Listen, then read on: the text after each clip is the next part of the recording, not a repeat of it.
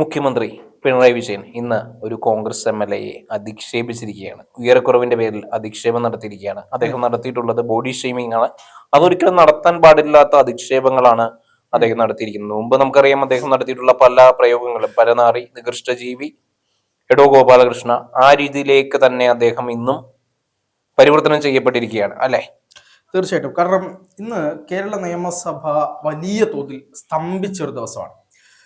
ശബരിമലയിലെ ഭഗവാന്റെ സ്വർണം മൊത്തം കൂടോടെ അടിച്ചു കൊണ്ടുപോയ കള്ളന്മാരുടെ സംഘത്തെ ഭഗവാൻ തന്നെ ഈ പറയുന്ന കേരള ജനതയ്ക്ക് മുമ്പിൽ കാണിച്ചു കൊടുക്കുന്ന ഒരു സമയത്താണ് നമ്മൾ ഇരിക്കുന്നത്.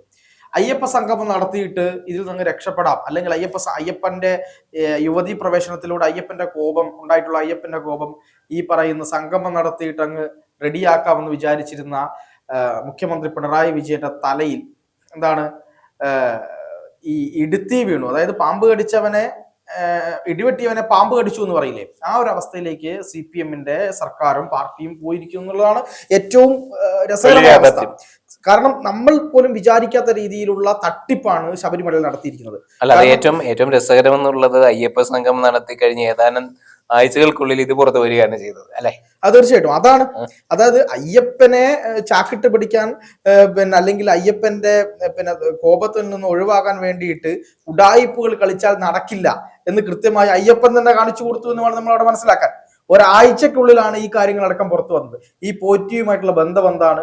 ഇന്ന് ബഹുമാനപ്പെട്ട പ്രതിപക്ഷ നേതാവ് ശ്രീ VD സതീശൻ ഒരു കാര്യം പറഞ്ഞിട്ടുണ്ട്. അതായത് കേരളത്തിലെ ഒരു നമ്പർ 1 കോടീശ്വരനാണ് ഈ ദ്വാരപാലക വിഗ്രഹത്തിന്റെ പാളികൾ എത്തിച്ചു കൊടുത്തത്, അയാളുടെ വീട്ടിൽ അതുണ്ട് എന്ന് പറഞ്ഞിട്ടുണ്ട്. അതിപ്പോ മാറ്റിയിട്ടുണ്ടാവും. അത് ആരാണ് എന്നുള്ളത് ഈ കടകംപള്ളിയോട് ചോദിച്ചാൽ മതി എന്നാണ് ആര് പറഞ്ഞത്? VD സതീശൻ പറഞ്ഞത്. അപ്പൊ അതിലൊക്കെ വലിയ കാര്യങ്ങളുണ്ട്.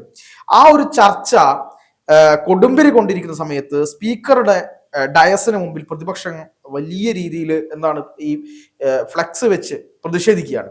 ആ സമയത്താണ് ശിവൻകുട്ടി പറയുന്നത് നമ്മുടെ എറണാകുളത്തെ അങ്കമാലി MLA ആയിട്ടുള്ള റോജി M. ജോൺ ഉൾപ്പെടെയുള്ള ആൾക്കാരെ പുറത്താക്കണം എന്ന് പറയാം. റോജി M. ജോണിനെ പുറത്താക്കണം എന്നാണ് ശിവൻകുട്ടി അവിടെ നിന്ന് പറഞ്ഞത്. അപ്പൊ അത് കണ്ടപ്പോ ഞാനിങ്ങനെ ആലോചിച്ചു, ശിവൻകുട്ടിയാണ് കുറച്ചു മുമ്പ് സോളാർ കേസ്, അതായത് ഉമ്മൻചാണ്ടിയുടെ ഭരണകാലഘട്ടത്തിൽ സോളാർ കേസിന്റെ പേരിൽ ഈ പറയുന്ന ഇതേ ന്യായീകരിച്ച ശിവൻകുട്ടിയും കേരളത്തിലെ ഇടതുപക്ഷ മന്ത്രിമാരും കൂടെ അവിടെ മൊത്തം ചവിട്ടി മേധിച്ച് ഈ പാവപ്പെട്ടവന്റെ പണം കൊണ്ട് ഉണ്ടാക്കിയെടുത്ത കമ്പ്യൂട്ടറൊക്കെ എറിഞ്ഞ് പൊട്ടിച്ച് ഒരു മര്യാദയുമില്ലാതെ താണ്ഡവമാടി. എന്നിട്ട് ഞങ്ങളത് ചെയ്തിട്ടില്ല, ഈ ജനങ്ങൾ മൊത്തം കണ്ടുകൊണ്ടിരിക്കുക, ഞങ്ങളത് ചെയ്തിട്ടില്ല എന്ന കള്ളം പറയുന്ന ആളുകളാണ് ഇവരെന്നുള്ളത് നമ്മൾ മനസ്സിലായതാണ്. ആ ആളുകളാണ് ഇന്ന് ഇവർക്കെതിരെ പറയുന്നത്. പ്രതിപക്ഷം അവിടെ ശാശ്വതമായിട്ട്, അല്ലെങ്കിൽ അവർക്ക് എക്കാലത്തും അവർ ചെയ്യേണ്ട പ്രതിഷേധം മാത്രമാണ് അവർ ചെയ്തിട്ടുള്ളത്. അതിന് വിട്ട പ്രതിഷേധങ്ങളൊന്നും അവിടെ ആരും നടത്തിയിട്ടില്ല. അന്ന് വാച്ചൻവാർഡിനെ ഇന്ന് പറയുന്നത് കേട്ടു, വാച്ചൻവാർഡിനെ വല്ലാതെ ഉപദ്രവിച്ചു എന്ന്. വാച്ചൻവാർഡിനെ ഉപദ്രവിക്കുകയും ചെയ്തിട്ടില്ല. വാച്ചൻവാർഡുമായി ചെറിയ ഉന്തും തള്ളും ഉണ്ടായി.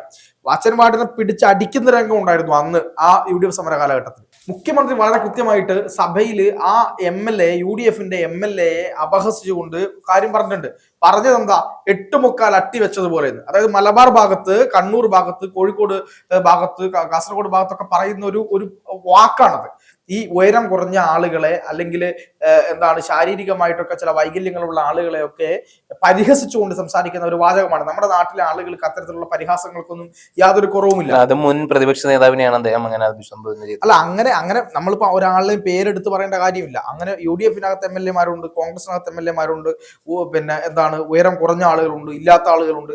പക്ഷേ ഈ മുഖ്യമന്ത്രി ഈ മറ്റുള്ള ആൾക്കാരുടെ ഉയരം നിശ്ചയിക്കാൻ കേരളത്തിന്റെ മുഖ്യമന്ത്രി ആരാണ് എന്നുള്ളതാണ് ചോദ്യം. അല്ലെങ്കിൽ ഈ പറയുന്ന പോലെ നായികയ്ക്ക് 40 വട്ടം പുരോഗമനവാദം എന്ന് പറഞ്ഞുകൊണ്ടിരിക്കുന്ന ആളുകളാണ് ആര്? CPM-കാരും അതുപോലെ തന്നെ മുഖ്യമന്ത്രിയും ഇടതുപക്ഷവും ഒക്കെ തന്നെ. ബോഡി ഷെയ്മിങ് നടത്തരുത്. നമ്മൾ ഡിസേബിലിറ്റി എന്ന് പറയുന്ന വാക്ക് തന്നെ നമ്മൾ ഒഴിവാക്കി. നമ്മളിപ്പോ എന്താ പറയാ? നമ്മൾ ദിവ്യാംഗർ എന്നാണ് പറയുക. അതായത് ഏതെങ്കിലും ഒരു തരത്തിൽ ഇപ്പം പണ്ട് വികലാംഗർ എന്ന് ഉപയോഗിച്ചിരുന്ന വാക്കിന് നമ്മളിപ്പോ അതുപോലും പ്രശ്നമാണ് എന്ന് കണ്ടുകൊണ്ട് മാനുഷിക പരിഗണനയുടെ അങ്ങേ അറ്റത്ത് ദിവ്യാംഗർ എന്നാക്കി മാറ്റി. അതായത് അത് കേരളത്തിൽ മാത്രമല്ല, രാജ്യം മൊത്തം അങ്ങനെയാക്കി മാറ്റി. അത് അവരോട് നമ്മൾ കാണിക്കേണ്ട എന്താണ് പരിഗണനയും സ്നേഹവുമാണ്. മനുഷ്യനാകണം എന്ന് 24 മണിക്കൂറും പാടി നടക്കുന്ന ഇതേ ആളുകളുടെ മുഖ്യമന്ത്രി തന്നെയാണ് ഒരു സന്ദർഭത്തിൽ ലജ്ജയും കൂടാതെ ബോഡി ഷേമിംഗ് നടത്തും. അതെ, കേരളത്തിൽ ഇന്ന് ഉയരം കുറഞ്ഞു നിൽക്കുന്ന ആളുകൾ, ഉയരം ഏതെങ്കിലും തരത്തിൽ പ്രശ്നങ്ങളുള്ള ആളുകൾ, ശാരീരികമായി പ്രശ്നമുള്ള ആളുകൾ, ഇവരെയൊക്കെ അപഹസിക്കുകയല്ലേ മുഖ്യമന്ത്രി ചെയ്തത്. ഈ ഇത്തരത്തിൽ എന്താണ് ഉപമ പറഞ്ഞുകൊണ്ട് വളരെ വൃത്തികെട്ട രീതിയിലേക്ക് മുഖ്യമന്ത്രിയെ പോലെ ഒരാൾ, അതായത് കേരളത്തിന്റെ ഭരണത്തിന്റെ നേതൃസ്ഥാനത്ത് നാഥനായി നിൽക്കുന്ന ആളാണ് ഇത്തരത്തിലൊരു കാര്യം പറയുന്നത്. പിന്നെ മന്ത്രിമാരുടെയും അതുപോലെ തന്നെ ഈ പറയുന്ന പാർട്ടിയുടെ ഒക്കെ അവസ്ഥ എന്താണെന്നുള്ളത് നമ്മൾ ചിന്തിക്കണം. ഇവിടെ വേറൊരു കാര്യം കൂടി ആർജുൻ ശ്രദ്ധിച്ചോന്ന് എനിക്കറിയില്ല. കാരണം എല്ലാ കാര്യങ്ങൾക്കും വലിയ രീതിയിൽ പ്രതിഷേധിക്കുന്ന ഡിവൈഎഫ്ഐക്കാരെ നമ്മൾ എവിടെയെങ്കിലും കണ്ടോ? ഡിവൈഎഫ്ഐയുടെ ഭാഗത്ത് നിന്ന് മുഖ്യമന്ത്രി പറഞ്ഞത് ശരിയല്ല എന്ന് പറഞ്ഞുകൊണ്ട് എല്ലാ കാര്യത്തിനും പ്രതികരിക്കുന്ന ഡിവൈഎഫ്ഐ എന്തുകൊണ്ട് പ്രതികരിച്ചില്ല? CPI, communist party of India അല്ല അർജുനെ, കമ്മ്യൂണിസ്റ്റ് പാർട്ടി ഓഫ് ഇന്ത്യ, അതായത് CPI യഥാർത്ഥ കമ്മ്യൂണിസ്റ്റ് പാർട്ടി എന്ന് പലപ്പോഴും പല ആളുകളും വിശേഷിപ്പിക്കുന്നത് CPI-യോ AYF-ഓ മുഖ്യമന്ത്രിയുടെ ഈ പ്രസ്താവനയ്ക്കെതിരെ രംഗത്ത് വന്നോ? അവർ രംഗത്ത് വന്നിട്ടില്ല. ഇവിടെ 24 മണിക്കൂറും മനുഷ്യ സ്നേഹം പഠിപ്പിച്ചുകൊണ്ടിരിക്കുന്ന സഖാക്കളുണ്ടല്ലോ, അവരവർ തെറ്റ് ചെയ്താൽ പോലും എതിർക്കണം എന്ന് പറയുന്ന ചെഗുവേരയുടെ തത്വശാസ്ത്രം പഠിക്കുന്നു എന്ന് പറഞ്ഞ ആളുകൾ, അതൊന്നും അല്ല അവിടെ നടക്കുന്നത്, എല്ലാവർക്കും അറിയാം. ആ ആളുകൾ ആരെങ്കിലും ഇന്ന് മുഖ്യമന്ത്രിക്കെതിരെ പോസ്റ്റ് ഇട്ടതായിട്ട് കണ്ടോ? ഈ പുരോഗമന ചിന്താഗതി എന്ന് പറയുന്ന, അല്ലെങ്കിൽ നിഷ്പക്ഷരായിട്ടുള്ള ഈ നമ്മുടെ എഴുത്ത് ബുദ്ധിജീവികളുണ്ടല്ലോ, ബുദ്ധിജീവികളായിട്ടുള്ള ആൾക്കാരുണ്ട്. അത്തരം ബുദ്ധിജീവികളായിട്ടുള്ള ആളുകൾ, സാംസ്കാരിക നായകർ എന്ന് വിളിക്കുന്ന ആളുകളുടെ ഭാഗത്ത് നിന്ന് എല്ലാ പ്രശ്നവും, അതായത് ഇപ്പം ഗസയിലെ കുഞ്ഞുങ്ങൾ മരണപ്പെടുന്ന സമയത്ത് അതിനെതിരെ പ്രതികരിക്കുന്നവർ, ഉത്തർപ്രദേശിൽ ആരെങ്കിലും മരണപ്പെടും, ഇപ്പൊ കാക്ക പറന്നു പോകുമ്പോൾ ലൈനിനടിച്ച് തട്ടി ഈ മരിച്ചു പോയാൽ പോലും പ്രതികരിക്കുന്ന ആൾക്കാരുണ്ട്. ഇനി അതല്ലെങ്കിൽ കോൺഗ്രസോ മറ്റു രാഷ്ട്രീയ പാർട്ടികളോ ഭരിക്കുന്ന സംസ്ഥാനത്ത് എന്തെങ്കിലും ബുദ്ധിമുട്ട് വന്നാൽ പ്രതികരിക്കുന്ന ആൾക്കാരുണ്ട്. അത്തരത്തിലുള്ള ഒരാളെങ്കിലും ഇന്ന് മുഖ്യമന്ത്രി പറഞ്ഞ ഈ വൃത്തികേടിനെതിരെ, ഈ മനുഷ്യത്വ വിരുദ്ധമായിട്ടുള്ള ഈ വാചകത്തിനെതിരായിക്കൊണ്ട് എവിടെയെങ്കിലും എന്തെങ്കിലും ഒരു വാക്ക് പറയുന്നത് അർജുന ശ്രദ്ധയിൽപ്പെട്ടോ? ഇല്ല, പറയില്ല. കാരണം ഇവർ ചെയ്യുന്നത് ന്യായീകരിക്കും. അതൊരു നാടൻ ഭാഷ പറഞ്ഞതാണ് എന്ന് പറഞ്ഞ് ന്യായീകരിക്കും. മറിച്ച് മറ്റേതെങ്കിലും ഒരു പൊളിറ്റിക്കൽ നേതാവിന്റെ വായിൽ നിന്നാണ് ഇത്തരം ഒരു കാര്യം വീണുപോയതെങ്കിൽ ഇന്ന് ഇവിടെ ഡിവൈഎഫ്ഐയും SFIയും CPIയുടെ യുവജന സംഘടനയും ഉൾപ്പെടെ കേരളത്തിലെ പുരോഗമനവാദികൾ എന്ന് പറയുന്ന ഈ പറയുന്ന സാംസ്കാരിക നായകർ ഉണ്ടല്ലോ, അവരുൾപ്പെടെയുള്ള ആളുകൾ ഇന്ന് ഇവിടെ ആഘോഷമാക്കിയിട്ടുണ്ടാവില്ലേ?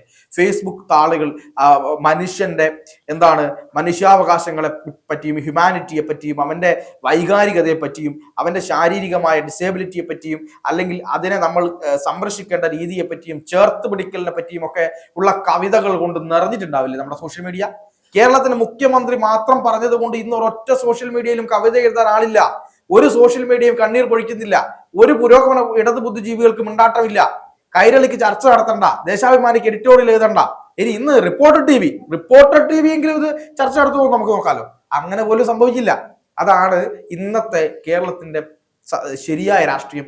ഇവർ ചെയ്യുന്നതെല്ലാം ശരിയാണ് എന്ന നിലയിലേക്ക് കാര്യങ്ങൾ കൂട്ടി എന്ന് എത്തിച്ചിരിക്കുന്നു എന്നുള്ളതാണ്. അതാണ് CPM-ന്റെ സംഘടനാ സംവിധാനം അത്രമാത്രം ശക്തമാണ് എന്നുള്ളതല്ല അത് തെളിയിക്കുന്നത്. അല്ല, ഇതാണ് ഫാസിസം. ഞാൻ ചുരുക്കി പറയാം, നിങ്ങൾ ഫാസിസത്തെ ഭയക്കുക അല്ലെങ്കിൽ ഫാസിസത്തെ തേടി നിങ്ങൾ വേറെ എവിടെയും പോകണ്ട. കമ്മ്യൂണിസം തന്നെയാണ് ഫാസിസം. ഇതാണ് ഫാസിസം. ഈ നിലപാടാണ് ഫാസിസം. അപ്പോ ഇത് ഫാസിസ്റ്റ് ഭരണകൂടത്തിന്റെ ശൈലിയാണെന്ന് പറയാതിരിക്കാൻ കഴിയില്ല.